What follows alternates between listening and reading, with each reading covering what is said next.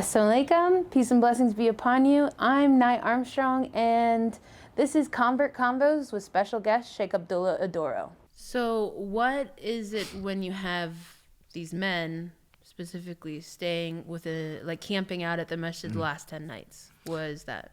Now, the camping out, it depends. Are they barbecuing in the masjid or are they... No. They're just usually sitting and reading the Quran. They're not hunting at all? No hunting, okay. no. Okay. Well, if it's not that... No campfires. Okay, if it's not that... Yeah. Then it's called Itiqaf. And Itiqaf means to be stationary. The Prophet Muhammad, peace and blessings be upon him, would be stationary in the mosque the last 10 nights. Mm-hmm. Okay. And primarily, as I said, the last 10 nights, one of those nights, most likely an odd numbered night, is when the night of power is, which is better than 1,000 months. The angels come down, the many virtuous action that we mentioned. Yeah. So he would stay there to try to capture that night. Mm-hmm. What does it mean to capture that night? To be in full, undivided attention in prayer and devotion to God. Mm-hmm.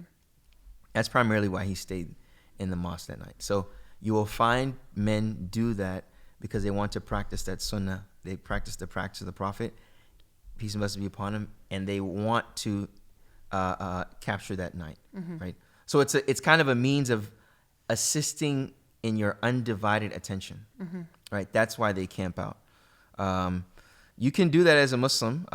Again, it's not obligatory. Don't neglect your job or family. Please. And I'm going to say this as men, seek permission from your wife. Yeah. Please seek permission from your wife. And even your kids, depending on how old they are. Seek permission from them to do that. You don't have to stay all 10 days. Mm-hmm. You can stay, 2 or 3 days. 1 day, it's totally fine. Yeah. It's totally fine. But the best is to stay 10 days, inshallah.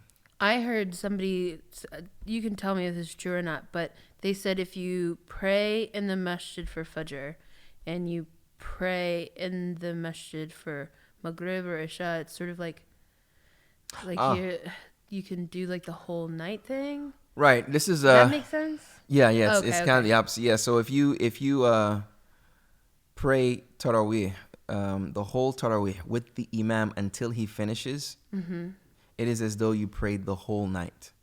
Right? So the Prophet said, and then also he mentioned that if you were to pray in Ramadan with full conviction, belief, and hope for his reward, you will be forgiven for your previous sins. Okay. He also said if you were to fast the month of Ramadan with full belief and conviction and hoping in his reward, your previous sins will be forgiven. He also said if you were to stand in the night of Qadr, the night of power, right, with full belief and conviction and hoping for reward, your previous sins will be forgiven. So there's so many opportunities there, right? So what you're talking about is, praying that Taraweeh and staying with the Imam. The goal is to stay with the Imam until he's done. It is though you prayed the whole night. Yeah. Why do they we usually bring in people, the reciters? Good question. To it, and it's not the Imam. It's like reciters coming in to do the Quran for Taraweeh. Yeah, because they've memorized the Quran and they're strong in their memorization. That's the primary reason. And also, which is a cherry on top, is that their recitation is beautiful. That can keep the people attentive and connect. That's the word, connective. Yeah. Connected. There's literally, I don't even know what he looks like. May Allah put barakah in everything he does. He now's at the South Lake Masjid with the dentist. What's his name? Yeah, Yusuf or something like that. Well, Dr. Omar, he used to do it at Valley Ranch. The most beautiful, in my opinion. Mashallah. And it was something I connected with. So every once in a while we went to South Lake. Was it this last year or the year before? And it was really I was like, oh, this is very comforting. Really? It was really beautiful. Mashallah. It's crazy. Outside of the three, the Godfathers. I don't know. Hersity. You heard of Hersity? Probably. You like there's people like when Yeah. they do the recorded ones, like you can recognize. Oh yeah, you'll recognize him. There's Yeah. Husari, and there's Minshawi, and Abdul Basit.